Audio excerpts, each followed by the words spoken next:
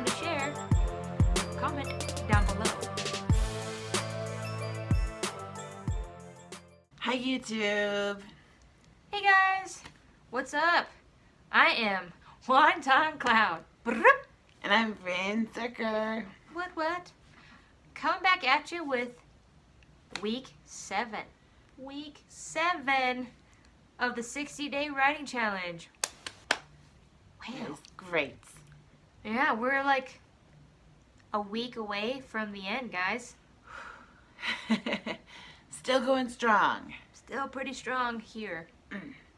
We could even beat up Hercules if we wanted to. Because we're writers. And we write that away. The pen is greater than the big fat muscles.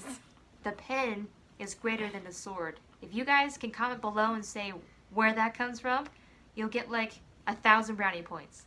That don't get you brownies. But still, brownie points. Now I want some brownies. So first thing we're talking about today is Facebook Book Club. Yay! Book Club. We are officially spoiling Wonder for you guys. You've had a month, You've had plenty of time. a lot of time, and you could have watched the movie by now, so. This is true. I like both of them. It's rare to say about books that get turned into movies, though. You know what I mean? Usually, they're not that good. There's only one that I think is better than the book as far as what happened in the movie. Oh, which movie is that? The Count of Monte Cristo. Okay, that's fine. That's fine. I was very shocked when I read the book. I did not realize that that's how it ended. Yeah. It's a very different ending than the movie, which I actually like the movie better. See, and that's why you have two different mediums, because you have two different interpretations. And so you can eventually get the story that you actually want. Anywho, spoiling Wonder for you guys. That's right. Wonder spoiling. So, Rin, what did you like the most? Be as detailed as you want to be, because you can. Spoiler alert. Ba-na-na. Da-da-da-da. Spoiler alert.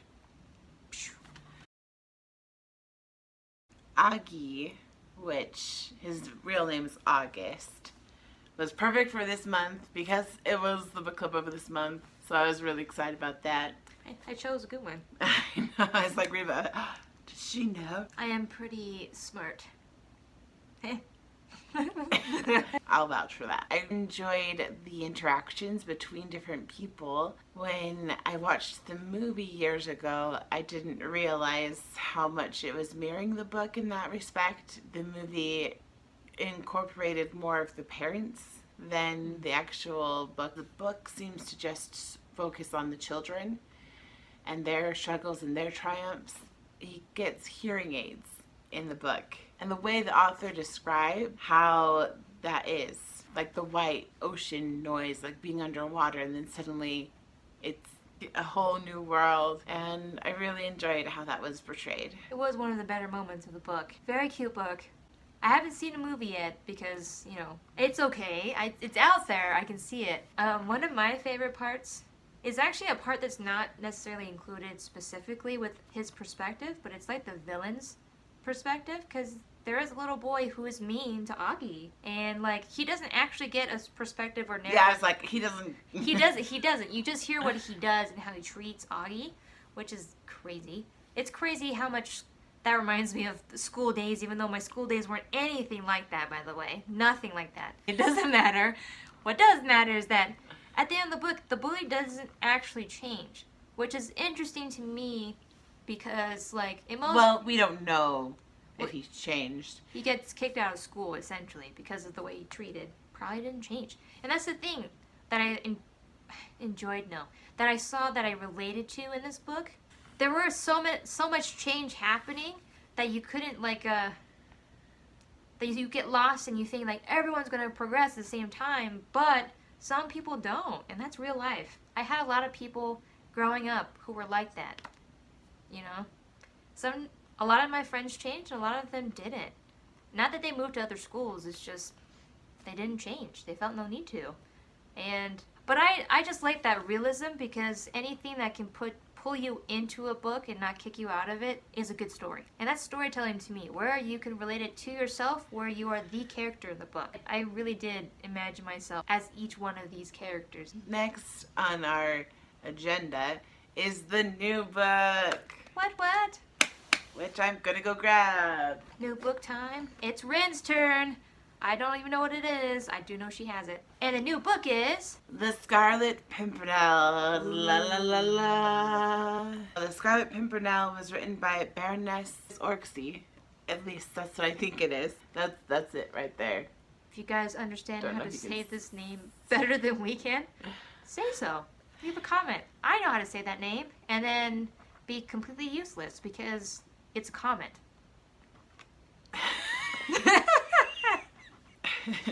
She got my joke. So, The Scarlet Pimpernel is one of my favorite types of stories. There's intrigue and secrets and love and heartbreak and revolution and fighting for others. Please feel free to join us in our reading of The Scarlet Pimpernel. We will be giving little snippets throughout the month on our Facebook page, so join us there. Yep. Keep up to date, y'all.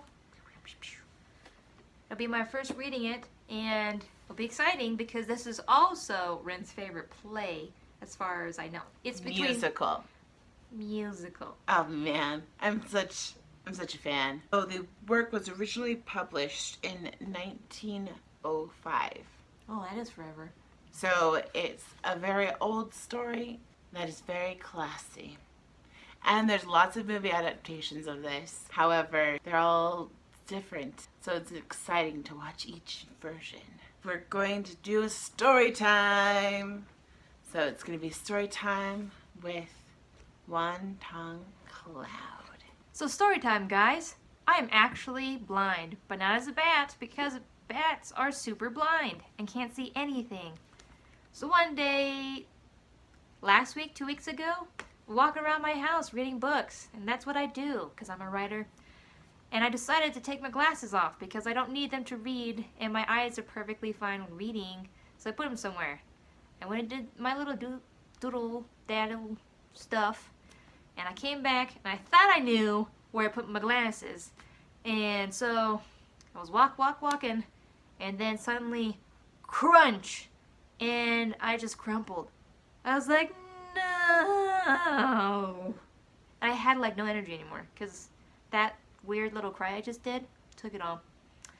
So yeah, I tried to play it off like it was cool. I did order new glasses, by the way, but that week was probably the blurriest week of my life.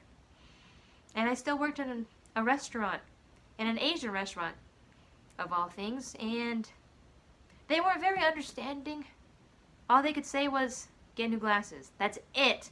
And I was like, I'm getting new glasses, okay? I have my old ones. My old ones are not with me because they shame me too much. But they were broken in half, and I was like, I have them in case I need to, use them.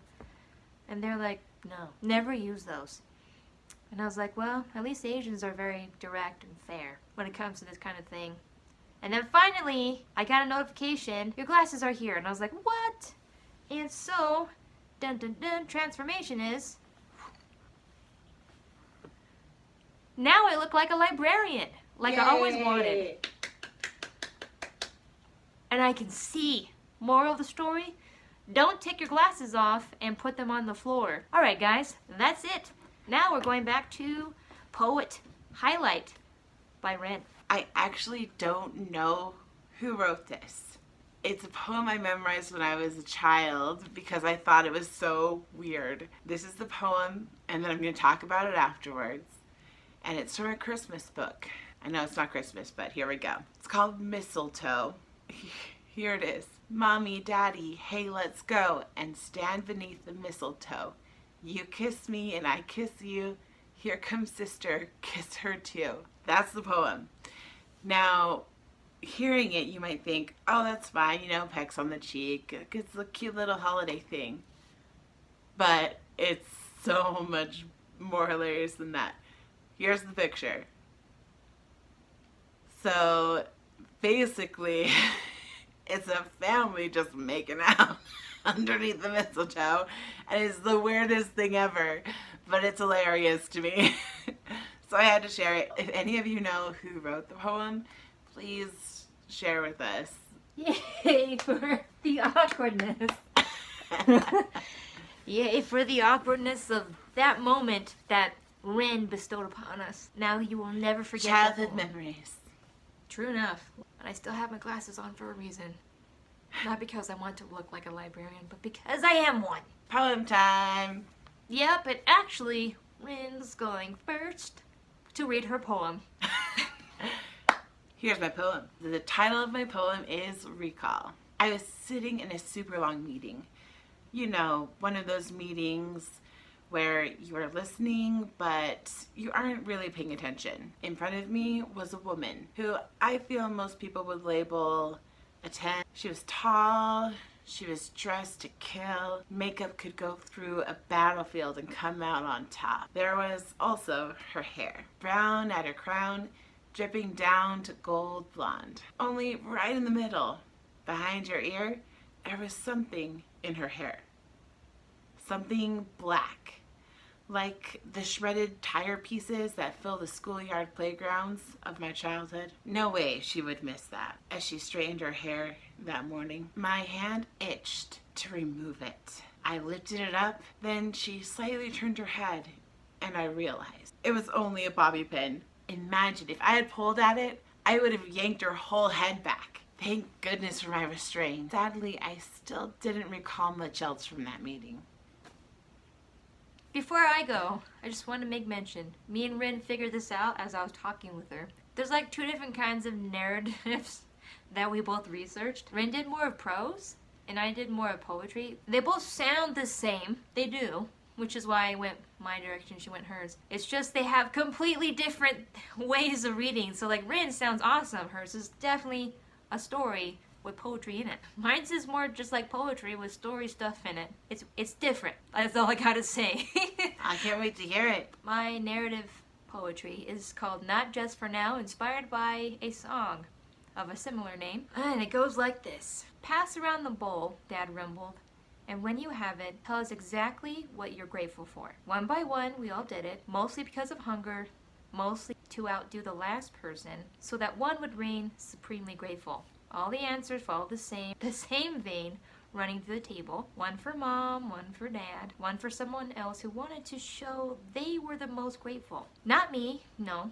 That's not what it was to me. Words spoken once but never felt again, in the year or the next or the next. It had to be meaningful. It had to be me. I had to be grateful. So I said the truest thing that was said that entire evening. I'm grateful that I don't have to do the dishes tonight. And I meant it. There you go. Story elements in there. It was good. There's even dialogue. She's got it. It was two very different interpretations of narrative. I think they're both awesome, though. I did like both of ours. And if you guys have any you want to share, leave a comment down below. So now, we're segueing into our very last week challenge. And Rin is going to send us right off on it. We are going to be working on a song. Oh, dang. It's a song, guys. Basically, I'm going to try my best to sing it. If I don't feel like I'm up to par, though, I'll definitely not sing it. I will probably just speak it. But we are going to choose a song that is already in existence as far as music is concerned, and we're going to make it our own. Because I was like, I can rewrite words. I just can't make up beats because I'm not a musician. Anywho, guys. So now, join us in this very last challenge for the 60-day writing challenge. Join us. There's cookies. Join our nation. If you bake them yourself. True enough. So, if you guys liked today's video, Like, subscribe, ring the bell button, and get all the latest and greatest on what we are doing. And we'll see you next time. bye.